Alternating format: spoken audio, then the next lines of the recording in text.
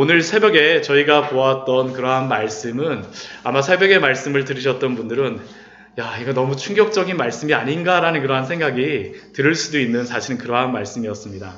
혹시 내가 영적인 어린아이의 그러한 신앙으로 이 세상 속에서 신앙생활을 하다가 혹시 내가 예수님을 믿는다라고 하였었는데 혹시 내가 배교자의 신앙을 가진 것이 아닌가라고 생각이 들게 되면 내가 그 광야에서 그렇게 헤매었던 그러한 사람들과 같이 광야의 길을 가다가 배교자의 길을 간다면 그것만큼 두려운 것이 어디 있겠습니까? 우리의 구원이 나는 구원받는다라고 생각하였는데 구원을 받지 못한다라고 우리가 말씀 속에서 이렇게 생각하게 되면 참으로 두렵잖아요. 우리가 평생을 주님을 믿는다라고 살아왔는데 정말로 그러한 일들이 있게 되면 어떻게 될까? 히브리서 기자는 이렇게 강력한 경고의 말씀, 오늘 저희가 6장 9절 말씀서부터 저희가 보았었는데 이 앞부분의 말씀 속에서 이렇게 강력하고 이 당황할 수 있는 이 편지를 그의 편지의 수신자들, 그 초대교회 성도들에게 보내고 나서 바로 이어지는 말씀이 바로 오늘의 말씀인데 이 말씀은 무엇이냐면 그들을 권면하고 또한 위로하기 위하여서 그들이 당황하지 않게 하기 위하여서 쓴 말씀이 바로 오늘의 말씀입니다. 그렇다면 그렇게 당황하고 있는 사람들에게 나의 구원이 어떻게 될 것인가라고 고민하고 있는 사람들에게 필요한 것이 무엇이겠습니까? 그것은 다른 것이 아니라 당신의 구원이 확실합니다라는 그러한 말씀이 바로 필요한 말씀이 아니겠습니까? 그래서 오늘 말씀에서는 앞에 영적 어린아이와 배교자의 그러한 경고의 말씀을 듣고 고민하는 성도들에게 그들에게 주어진 구원이 확실한 이유에 대하여 설명하는 것이 바로 오늘의 말씀입니다. 그리고 그 핵심은 우리의 구원은 우리의 공로에 달려있는 것은 아니지만 오직 예수 그리스도의 공로로 구원을 받지만 그러나 우리의 구원에 대한 확신은 우리의 거룩한 생활에 달려있다라는 것을 우리에게 알려줍니다. 앞에 우리 6장 7절, 8절 말씀에 보면 이러한 말씀이 있었었죠. 6장 7절, 8절 말씀입니다. 우리 같이 한번 읽어보겠습니다. 땅이 그 위에 자주 내리는 비를 흡수하여 밭가는 자들이 쓰기에 합당한 채소를 내면 하나님께 복을 받고 만일 가시와 엉겅퀴를 내면 버림을 당하고 저주함에 가까워 그 마지막은 불사름이 되리라. 하나님께 구원받은 성도들은 아름다운 열매를 맺는다라고 하였는데 그것이 바로 연관된 말씀이 바로 오늘의 말씀입니다. 특별히 구원의 확신에 대한 말씀이 바로 오늘의 말씀입니다. 먼저 9절 말씀을 보게 되면 오늘 저희가 보았던 9절 말씀을 보게 되면 이렇게 말씀합니다. 사랑하는 자들아 우리가 이같이 말하나 너희에게는 이보다 더 좋은 것 곧 구원에 속한 것이 있음을 확신하노라. 사랑하는 자들아 우리가 앞에서는 배교자와 어린아이에 대한 그러한 이야기를 하였었지만 그러나 너희들에게는 당신들에게는 더 좋은 것이 있음을 확신하노라라고 지금 이 히브리서 기자는 우리에게 알려주고 있습니다. 그렇다면 이 구원의 속에 있음을 확신하노라라는 이러한 말씀은 무엇이겠습니까? 우리가 구원에 속해 있다는 것을 알려주는 것입니다. 이 구원과 구원의 확신에 대한 바른 지식과 믿음은 참된 성도들에게 참된 평안과 만족으로 인도하는 그러한 말씀입니다. 종교개혁 시대에 저희가 종교개혁이 일어나기 전에 중세시대의 그 성도들이 고민하고 또한 하였던 큰 일 중에 하나가 무엇이었습니까? 그 면죄부를 파는 그러한 일들이 있었잖아요. 면죄부. 근데 그 면죄부를 팔았던 그러한 이유가 무엇이냐 하면 이 면죄부를 사게 되면 당신의 구원이 확실합니다라는 그러한 이야기 때문에 사실은 이 면죄부를 팔았었고 또한 샀던 것입니다. 그 사람들은 자신의 구원의 확신을 위해서 자신의 구원을 확실하게 하기 위해서 그들은 면죄부를 샀습니다. 혹시라도 나의 구원이 취소될까 봐. 그런데 이것은 심지어는 그 종교개혁을 일으켰던 루터조차도 가지고 있는 그러한 질문이었고 그러한 고민이었습니다. 그 루터는 카톨릭의 신부였음에도 불구하고 그는 자신의 구원이 취소될까 하여서 조금이라도 요만큼이라도 그 죄에 대한 부분이 생각나면 어떻게 했었냐면 자신의 선배 신부들에게 막 찾아갑니다. 그래서 뭐라 하냐면 고해성사를 하는 거예요. 너무나 고해성사를 많이 하는 바람에 그 루터의 그러한 그 위에 있던 그러한 신부들이 귀찮아할 정도까지 그렇게 고해성사를 하였습니다. 그가 자신의 구원에 대한 확신이 없었기 때문에 내가 조금이라도 죄가 있는 것 때문에 심판을 받을까 두려워하여서 그가 그렇게 행하였던 겁니다. 그런데 그가 성경 속에서 발견한 것이 무엇이었습니까? 오직 의인은 믿음으로 말미암아 살리라는 그러한 말씀이었습니다. 구원은 우리가 행하는 어떠한 선한 행위로 말미암는 것이 아니라 오직 예수님을 믿음으로 예수님의 공로로 그를 힘입어서 의롭게 된다는 겁니다. 그런데 이것을 믿었음에도 불구하고 우리가 이것을 믿었음에도 불구하고 이 세상을 살아가다 보면 때로는 우리의 구원에 대한 확신이 쉽게 흔들리는 경우가 있습니다. 왜냐하면 이 세상에서 믿음으로 살아가는 그러한 우리의 삶과 세상의 흐름이 다르기 때문입니다. 우리 앞에 히브리서 2장 1절 말씀을 보면 이러한 말씀이 있습니다. 히브리서 2장 1절 말씀을 보면 이렇게 말씀합니다. 우리 같이 한번 읽어보겠습니다. 그러므로 우리가 들은 것에 더욱 유념함으로 우리가 흘러 떠내려가지 않도록 함이 마땅함이라. 왜 이 말씀을 하겠습니까? 조금이라도 우리가 이 세상 속에서 믿음으로 살아가는 것에 대하여서 유념하지 않는다라 그러면 우리의 믿음은 둥둥둥둥둥 떠가고 그냥 세상을 따라서 아니면 마귀의 그러한 세력을 따라서 아니면 우리의 육체의 편함을 따라서 그냥 떠내려 간다라는 겁니다. 그렇다면 우리가 이 구원의 확신, 이 구원을 얻은 것에 대한 확신을 유지하는 방법이 그것을 우리가 확신하는 그러한 방법이 무엇일까요? 오늘 말씀을 보면 이 구원의 확신에 대하여서 두 가지의 것에 대하여서 먼저 저희에게 이야기합니다. 첫 번째는 이 구원의 확신은 사랑으로 성도를 섬기는 것에서 우리가 확신할 수 있다라고 오늘 말씀에서 우리에게 알려줍니다.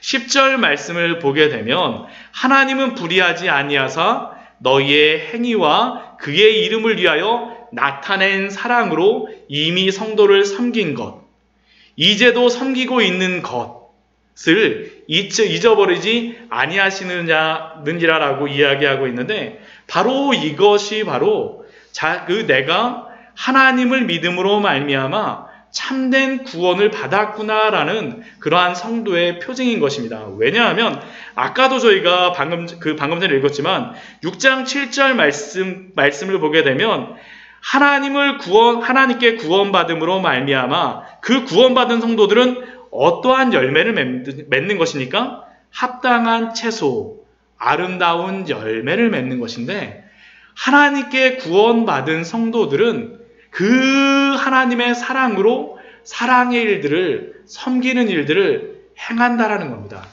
이 히브리서 이 편지를 받는 이 성도들이 바로 이렇게 성도를 섬기는 것과 섬기고 있는 것을 너희가 하는 것을 통하여서 너희의 구원을 확신하라라는 것이 바로 히브리서 기자가 그들에게 이야기하였던 그 구원의 확신에 대한 첫 번째 그러한 증거입니다. 우리가 요한일서 4장 7절 말씀을 보면 이것에 대하여서 이렇게 말씀합니다. 우리가 요한일서 말씀을 한번 보도록 하겠습니다.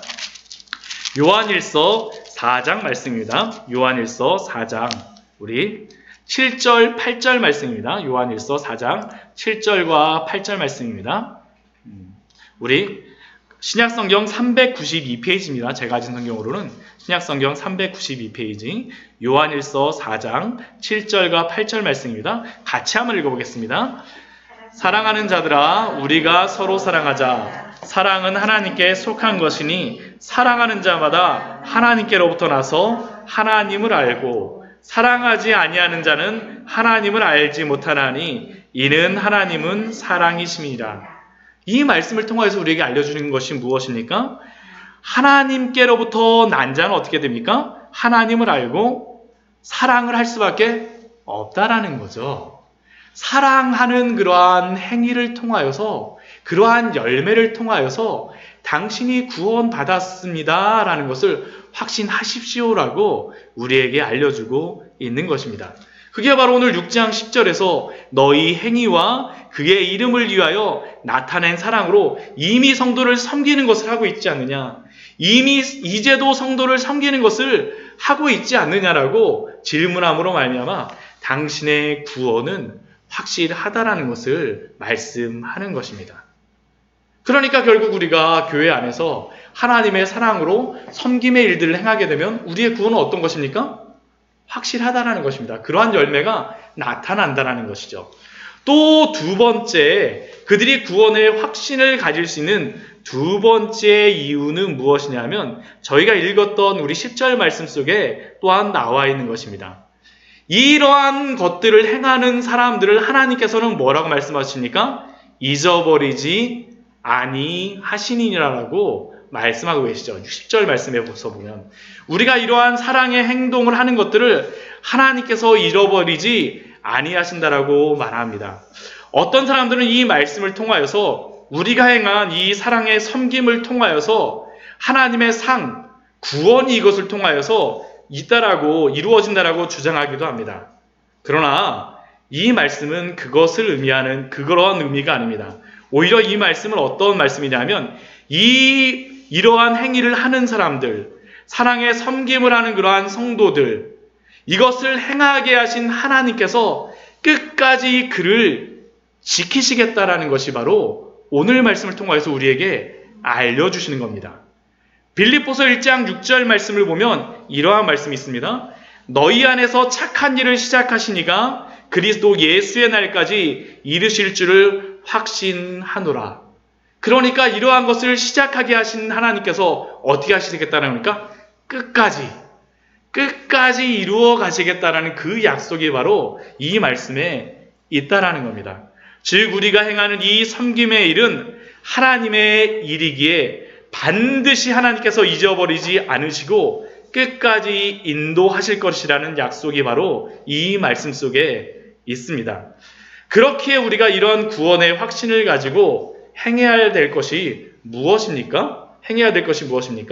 우리 11절, 12절 말씀에서 우리가 행해야 될 것에 대하여서 두 가지로 교훈을 합니다. 첫 번째는 무엇이냐 하면 동일한 부지런함을 나타내어 부지런하게 그러한 일을 행하라는 것이죠. 12절 앞부분에도 뭐라고 말씀하십니까? 게으르지 아니하고 사랑의 섬김을 행하는 것을 부지런하게 게으르지 아니하게 행하라는 것이 바로 우리에게 주시는 그러한 교훈입니다. 이러한 부지런하여서 게으르지 않고 하나님의 이러한 구원의 열매들 맺기 위해서 더욱 애쓰고 수고하라고 우리에게 알려주고 있습니다. 만약 우리가 이렇게 행하지 않는다면 어떻게 되겠습니까? 세상에 둥둥둥둥둥 떠내려간다는 것이죠.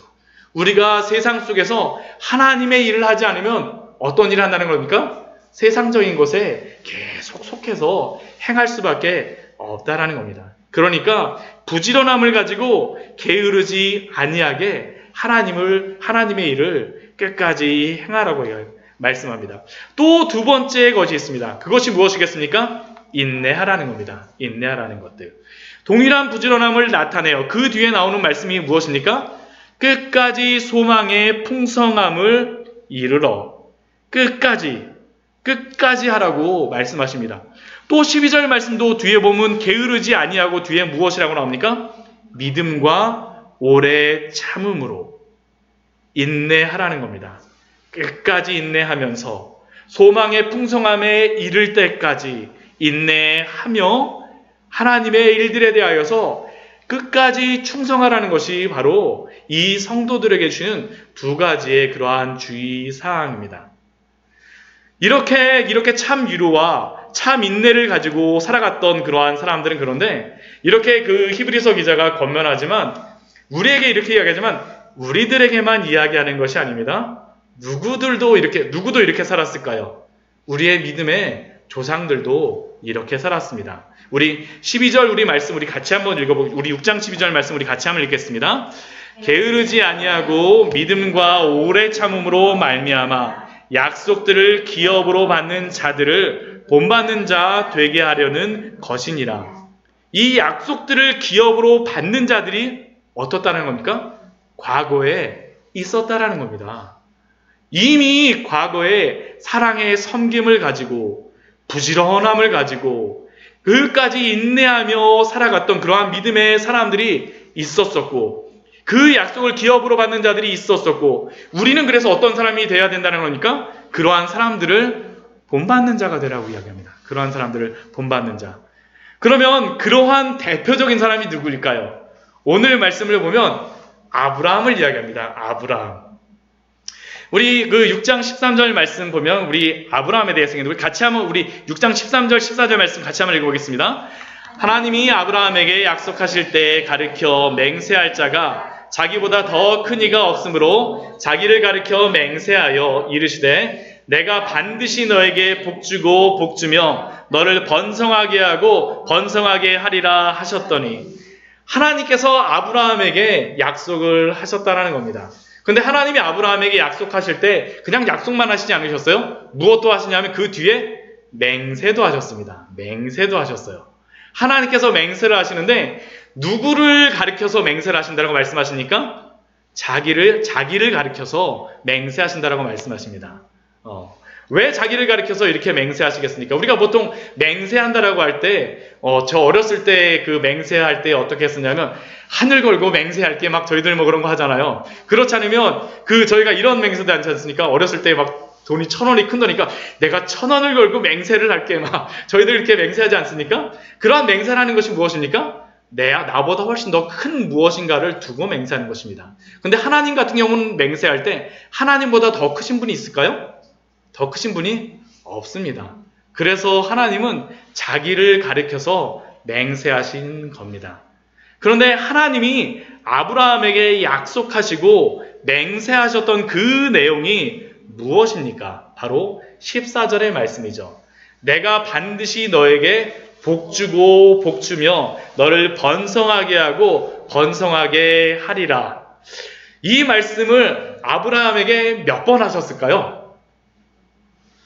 한 번 하셨을까요? 두 번 하셨을까요? 여러 번 하셨습니다. 여러 번. 우리 한번 같이 오늘 이건 한번 같이 한번 찾아보도록 하겠습니다. 이 아브라함의 인생을 통하여서 하나님이 약속하시고 맹세하셨다라는 것이 어떻게 행하셨는지 우리 창세기 12장 말씀을 한번 보게 되면 이 말씀이 나옵니다. 아브라함에게 약속하셨던 그 말씀. 우리 아브라함에게 우리 창세기 12장 우리 1절 말씀 보게 되면 우리 1절, 2절, 우리 3절 말씀 우리 같이 한번 읽어보겠습니다. 창세기 12장 1, 2, 3절입니다. 여호와께서 아브라함에게 이르시되 너는 너의 고향과 친척과 아버지의 집을 떠나 내가 내게 보여줄 땅으로 가라. 내가 너로 큰 민족을 이루고 내게 복을 주어 내 이름을 창대하게 하리니 너는 복이 될지라. 너를 축복하는 자에게는 내가 복을 내리고 너를 저주하게 하는 자에게는 내가 저주하리니 땅의 모든 족속이 너로 말미암아 복을 얻을 것이니라 하신지라. 아브라함을 어떻게 하겠다고 말씀하시냐면 내가 너로 큰 민족을 이루게 하겠다고 하세요. 복도 받게 하겠다고 말씀하십니다. 그러니까 오늘 저희가 14절에 읽었던 것 같이 내가 너에게 복주고 복주며 너를 번성하게 하고 번성하겠다는 것이 이 창세기 12장 말씀에서 나옵니다. 이게 그런데 몇 살 때 하나님께서 주신 거냐면 75살에 나이가 많을 때 이 약속을 주십니다. 근데 이 약속을 또 다시 한번 주세요. 언제 주시냐면 우리 창세기 15장 말씀 한번 같이 보도록 하겠습니다. 창세기 15장 말씀입니다. 창세기 15장 말씀을 가서 보게 되면 4절 5절 말씀을 보면 하나님께서 이렇게 말씀하세요. 창세기 15장 4절 5절 말씀입니다. 같이 읽겠습니다. 여호와의 말씀이 그에게 임하여 이르시되 그 사람이 내 상속자가 아니라 내 몸에서 날짜가 내 상속자가 되리라 하시고 그를 이끌고 밖으로 나가 이르시되 하늘을 우러러 무뼈를 셀 수 있나 보라. 또 그에게 이르시되 내 자손이 이와 같으리라. 아마 이 약속을 주실 때 나이가 아브라함이 한 80세 정도 아마 됐을 거라고 그 학자들이나 목사님들이 얘기합니다. 그러니까 몇 년 정도 지난 거예요? 한 5년 정도 지난 겁니다. 근데 지금 여기에서도 어떻게 합니까? 그 아브라함이 한 몇 년 정도 지나니까 하나님이 자식을 주겠다고 하셨는데 이게 뭐 복을 주고 하늘의 별처럼 막 그렇게 말씀하시는데 아들이 한 명도 안 났어요. 한 명도 안 난 겁니다. 한 명도 없는 거예요. 근데 무뼈를 보여줘서 내가 이렇게 자식을 줄게. 네. 하나님을 믿을 수가 없는 겁니다. 그 앞에서 그래서 사실은 이 4절 말씀이 뭐냐면 하나님 이 정도까지 저에게 자식을 안 주셨으면요. 제가 아는 그 다메섹 사람 엘리에셀이 제 종인데요. 이 사람에게 제 상속자로 삼겠습니다. 양아들 삼아서 상속자로 삼겠습니다라고 하니까 하나님께서 말씀하신 것이 바로 그 말씀이었습니다. 아니야. 밖으로 나와봐. 하늘의 별을 봐봐. 저렇게 많아질 거야. 네. 그러고 나서 하나님이 맹세를 하셨어요. 맹세. 이때는 약속만 한 것이 아니라 맹세를 하십니다. 그것이 무엇이냐 하면 9절과 10절 말씀입니다. 우리 9절 10절 같이 한번 읽어보겠습니다. 여호와께서 그에게 이르시되 나를 위하여 3년 된 암소와 3년 된 암염소와 3년 된 순양과 산비둘기와 쥐비둘기 새끼를 가져올지니라. 아브라함이 그 모든 것을 가져다가 그 중간을 쪼개고 쪼갠 것을 마주 대하여 놓고 그 새는 쪼개지 아니하였으며. 이것이 무엇이냐면 언약을 세우는 것입니다. 성경에서 하나님과 약속을 세울 때 이렇게 합니다. 근데 어떻게 세우냐 하면 짐승을 반을 쫙 잘라요. 네, 반을 잘라 놓습니다. 그거 먹으려고 하는 게 아닙니다. 그 쫙 잘라놓고 나서 그 가운데로다 약속을 하는 사람 있잖아요. 두 사람이 막 지나가요. 왜 지나갈까요? 다른 것이 아닙니다. 뭐 아시는 분들 우리 계시지만 그 다른 것이 아니라 만약 당신과 내가 약속을 지키지 않으면 무엇처럼 되겠다? 이 짐승처럼 이렇게 갈라질 거예요. 당신은 죽은 목숨입니다. 그러니까 이게 대부분 누구하고 하냐면 힘이 있는 사람하고 힘 없는 사람하고 이걸 하는 거예요. 근데 대부분 힘 있는 사람이 죽을까요? 힘 없는 사람이 죽습니다. 그러니까 그 위협하는 거예요. 너 이쪽으로 지나가 봐. 안 돼? 그럼 너 이렇게 만들 거야 라는 게 바로 이 약속입니다. 근데 하나님께서는 어떻게 하셨냐 하면 그 뒤에 보게 되면 17절 말씀을 보게 되면 지나가는데 이렇게 지나갑니다. 우리 15장 17절 말씀입니다. 같이 읽겠습니다. 해가 져서 어두울 때 연기 나는 화로가 보이며 타는 횃불이 쪼갠 고기 사이로 지나더라. 원래는 하나님하고 아브라함이 약속을 하게 되면 누구누구가 지나가야 되는 겁니까? 하나님하고 아브라함하고 같이 지나가야 돼요. 근데 지금 보니까 누구만 지나가는 겁니까? 무엇이 지나갑니까? 타는 횃불이 지나가요. 타는 횃불은 누구를 나타내는 걸까요? 하나님을 나타내는 겁니다. 만약 이 약속을 안 지키면 아브라함이 쪼개진다는 겁니까? 아닙니다. 누가 쪼개지겠다는 겁니까? 하나님이 쪼개시겠다는 거예요. 그게 바로 어디에서 나타난 겁니까? 예수 그리스도에게서 나타난 것입니다. 내가 만약, 근데 이것은 예수 그리스도에게까지 가기 전에 아브라함에게 내가 너에게 복을 주겠다는 것, 번성하게 하겠다는 이 약속을 이렇게 약속을 하신 것입니다. 이게 아브라함과 언약을 맺으신 그러한 방법이었어요. 그런데 이 약속을 하시고 나면 하나님이 바로 주셨을까요? 아닙니다. 우리 창세기 17장 말씀을 한번 보겠습니다. 지금 한 5년 지났어요. 우리 창세기 우리 17장 말씀 한번 보겠습니다. 우리 창세기 17장 우리 4절 말씀을 보게 되면 다시 한번 하나님께서 나타나십니다. 근데 17장 1절 말씀을 보게 되면 우리 아브라함이 몇 세라고 나옵니까? 아브라함이 99세 때. 그러니까 75세에서 몇 년이 지난 겁니까? 24년이 지난 거예요. 5년만 지나도 진짜 아브라함은 이거 어떻게 기다려지는데 24년이 지난 겁니다. 근데 하나님께서 여기서 어떻게 하시냐면 아브라함과 다시 약속을 하세요. 그 전까지 나타나시진 않습니다. 다시 약속을 하시는데 어떤 걸 하시냐면 그 아브라함에게 4절 5절 우리 말씀, 우리 6절 말씀을 같이 한번 읽어보겠습니다. 4절, 5절, 6절 같이 읽겠습니다. 17장 4절, 5절, 6절입니다. 시작.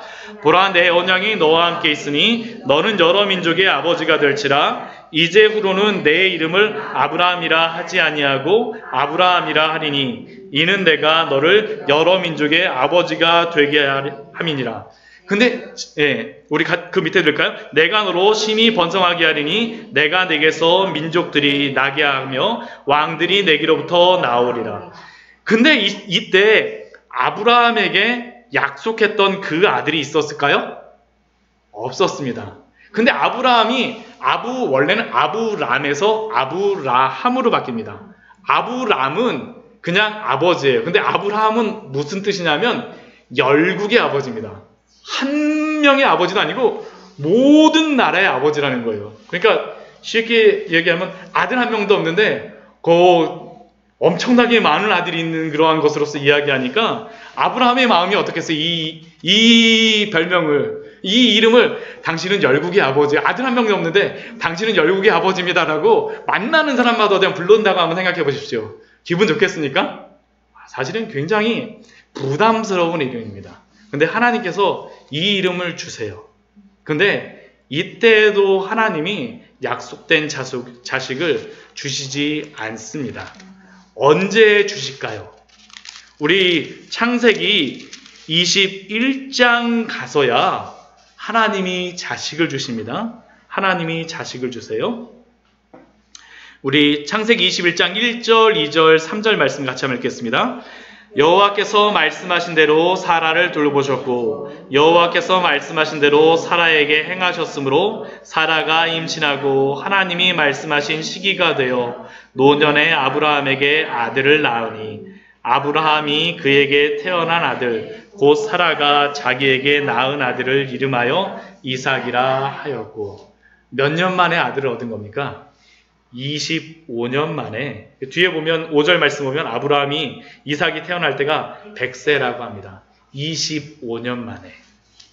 그런데 이 14절의 말씀이 한 번 더 나옵니다. 언제냐면 22장 15절 말씀에서 우리 15절, 16절, 우리 17절 말씀에서 우리 나오는데 우리 17절, 18절 말씀 같이 보겠습니다. 22장 17절, 18절 말씀 우리 같이 한번 읽어보도록 하겠습니다. 내가 내게 큰 복을 주고 내 씨가 크게 번성하여 하늘의 별과 같고 바닷가의 모래와 같게 하리니 내 씨가 그 대적의 성문을 차지하리라. 또 내 씨로 말미암아 천하 만민이 복을 받으리니 이는 내가 나의 말을 준행하였음이니라 하셨다 하니라. 이게 마지막 약속입니다. 아브라함에게. 이때가 언제냐면 이삭을 바치려고 하였을 때 염소가 나타나고 염소를 바치게 된 사건 후에 하나님이 이 약속을 주세요. 마지막 약속입니다. 그리고 이 약속은 아브라함만 받았을 뿐만 아니라 그 이후에 이삭도 받고 야곱도 받고 실제로 다 모든 열국의 아버지가 되어지는 그러한 때가 얼마나 뒤에 벌어질까요? 400년 후에 출애굽이 일어났을 때야 벌어집니다. 그런데 아브라함은 어떻습니까? 이 약속을 믿었습니다. 우리 15절, 우리 6장 15절 우리 같이 한번 우리 히브리서 6장 15절 말씀 같이 읽겠습니다. 우리 히브리서 6장 15절입니다. 그가 이같이 오래 참아 약속을 받았느니라. 결국 어떻습니까? 이 아브라함은 어떤 사람입니까? 믿음의 조상이라고 이야기합니다. 근데 믿음의 조상이라고 이야기할 때 단순히 믿음이 크다라는 그러한 의미, 물론 믿음이 큰 사람이긴 하죠. 근데 이 아브라함은 어떤 사람이라는 겁니까? 이같이 오래 참아서 약속을 얻은 사람이 바로 아브라함이라는 겁니다. 결국 이 아브라함이 믿음의 조상이라는 것은 또한 우리들도 어떠한 믿음으로 살아가야 된다는 겁니까? 이 아브라함과 같은 믿음으로 이 인내하며 살아가야 된다는 것이 바로 하나님이 오늘 우리에게 주시는 그러한 말씀입니다. 우리에게도 동일한 하나님의 약속과 맹세를 아브라함에게 주신 것처럼 우리에게도 주셨고 또한 이 약속과 맹세를 얻기 위하여서는 우리도 이렇게 오래 참는 것이 필요하다라고 우리에게 알려줍니다. 그것이 바로 17절과 18절의 그러한 말씀입니다. 우리 18절 말씀을 보면 먼저 18절 말씀을 보면 하나님이 어떠한 분이신지를 우리에게 이야기합니다. 이는 하나님이 거짓말을 하실 수 없는 이 두 가지 변하지 못할 사실로 말미암아. 하나님이 거짓말을 하실 수 없는 두 가지 이유가 있습니다. 그 두 가지 이유가 무엇이겠습니까? 17절 말씀에서 이야기하는데 그 두 가지 이유가 하나님은 약속을 기업으로 받는 자들에게 하나님이 약속을 주셨다라는 겁니다. 하나님이 우리에게도 약속을 주셨다라는 겁니다. 아브라함에게 약속을 주신 것처럼 우리에게도 구원에 대한 약속을 주셨습니다. 그러니까 우리의 구원이 취소가 될까요? 아닙니다. 아브라함에게 약속하신 것처럼 그 복을 주시고 번성하게 하리라는 그 약속을 이루셨던 것처럼 우리에게도 그 약속을 주셨으니까 우리가 인내하라는 겁니다. 그냥 단순히 약속만 한 것이 아닙니다. 또 그 뒤에 보면 무엇이라고 이야기합니까? 그 뜻이 변하지 아니함을 충분히 나타내시려고 그 일을 맹세로 보증하셨나니. 이 신구약 말씀의 모든 언약이 바로 누구의 것이라는 겁니까? 우리들의 것이라는 겁니다. 우리들의 것. 그러니까 다른 곳에서 확신을 찾고 다른 곳에서 고민하지 말고 하나님이 주신 그 약속과 또한 그 변하지 않는 맹세를 보증으로 삼아서 확신하고 달려가라는 것이 바로 오늘의 말씀입니다. 그래서 이 뒤에 18절 후반절 말씀 보면 이렇게 이야기해요. 18절 말씀 우리 다 같이 한번 읽어보겠습니다. 이는 하나님이 거짓말을 하실 수 없는 이 두 가지 변하지 못할 사실로 말미암아 앞에 있는 소망을 얻으려고 피난처를 찾은 우리에게 큰 안위를 받게 하려 하심이라. 우리도 동일하게 하나님의 약속을 믿고 그 맹세의 보증을 가지게 되면 그 아브라함이 가졌던 그 소망이 누구의 것입니까? 우리의 것이고 우리도 그 안위함, 그 평안함, 그 만족이 누구의 것입니까? 우리의 것입니다. 우리의 것. 아브라함에게 주셨던 것과 같이 동일하게 우리에게 주셨다는 것입니다. 얼마나 놀랍습니까? 얼마나 놀랍습니까? 우리는 우리가 가지고 있는 썩은 동아줄과 같은 무엇인가를 잡으면서 하나님 이것만 해주시면 막 그냥 하나님 이것만 해주시면 이 사업만 열어주시면 이 사람만 만나게 해주시면 이것만 열어주시면 하나님 이것만 해주세요. 근데 하나님 우리에게 약속하시는 것이 말씀하시는 것이 무엇입니까? 내가 너희에게 약속하지 아니하였느냐? 내가 너희에게 맹세하지 아니하였느냐? 세상에 다른 썩은 동아줄을 잡는 것이 아니라 나를 잡으라는 겁니다. 나에게서 소망을 발견하고 나에게서 평안을 발견하고 내 안에서 있으라는 겁니다. 이것을 로마서 우리 8장 38절 말씀에서는 우리의 구원에 대하여서 사도 바울이 이렇게 막 복받쳐서 이렇게 고백합니다. 우리 로마서 말씀 우리 같이 한번 읽어보도록 하겠습니다. 로마서 우리 8장 말씀입니다. 로마서 8장 우리 가장 뒤에 있는 그러한 말씀입니다. 로마서 8장 우리 38절 39절 말씀입니다. 로마서 8장 38절 39절 말씀입니다. 신약성경 251페이지입니다. 로마서 8장 38절 39절 37절 말씀서부터 같이 읽겠습니다. 37절 말씀서부터 같이 읽겠습니다. 로마서 8장 37, 38, 39절입니다. 사도 바울이 고백하였던 것들 우리 같이 읽겠습니다. 그러나 이 모든 일에 우리를 사랑하시는 이로 말미암아 우리가 넉넉히 이기느니라. 내가 확신하노니 사망이나 생명이나 천사들이나 권세자들이나 현재일이나 장래일이나 능력이나 높음이나 깊음이나 다른 어떤 피조물이라도 우리를 우리 주 그리스도 예수 안에 있는 하나님의 사랑에서 끊을 수 없느니라. 우리가 끊어질 수가 있습니까? 없습니다. 절대 없습니다. 왜요? 우리가 끊어지려도 하나님이 끊으시지 않겠다는 겁니다. 사망, 생명, 우리의 목숨이 다해도 하나님으로부터 끊어질 수가 없습니다. 천사들이나 권세자들, 능력 있는 사람들, 우리를 끊을 수가 없습니다. 현재에 있었던 일들, 아니면 과거의 우리의 상처들, 우리를 하나님으로부터 끊을 수가 없습니다. 우리가 높아지는 것, 낮아지는 것, 하나님께로부터 끊을 수가 없습니다. 어떤 피조물들, 우리 주변에 누가 우리를 막 욕하고 우리를 못 살게 군다 할지라도 우리의 구원이 사라질까요? 아닙니다. 어떤 피조물이라도 우리를 우리 주 그리스도 예수 안에 있는 하나님의 사랑에서 끊을 수가 없으리라. 이것이 바로 우리의 약속이며 우리의 소망인 줄 믿습니다. 이것이 바로 우리의 것입니다. 우리의 것입니다. 그래서 우리는 어떻게 살아갈 수 있을까요? 우리 히브리서 오늘 말씀이 사실 굉장히 은혜가 되는 말씀입니다.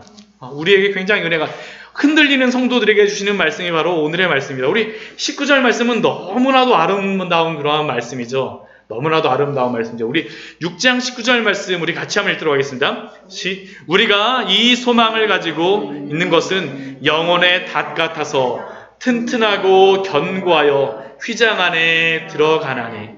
우리가 만약 이러한 소망을 가지고 있으면 무엇이라는 겁니까? 영혼의 닷이 되어집니다. 닷은 무엇입니까? 배 밑에다가 쭉 내림으로 말미암아서 고정하는 거잖아요. 아무리 바람이 불어도 어떻습니까? 제대로 내려져 있으면 흔들리지 않습니다. 흔들리지 않아요. 영혼의 닷 같아서 튼튼히 견고하여 휘장 안에 들어가나니.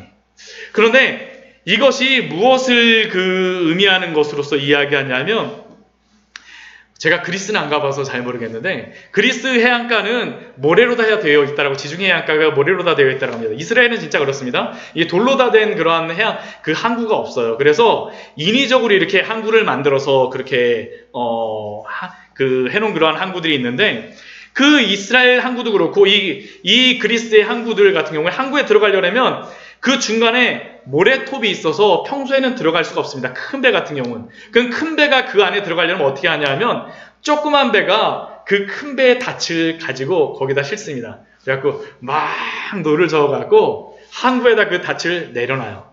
그러고 난 다음에 어떻게 하냐면 밀물이 쭉 들어오게 되면 어떻게 할까요? 모래톱을 지나갈 수가 있으면 모래톱으로 다 들어가갖고 항구에 정박하는 겁니다. 이 영혼의 닷 같다는 게 바로 이것입니다.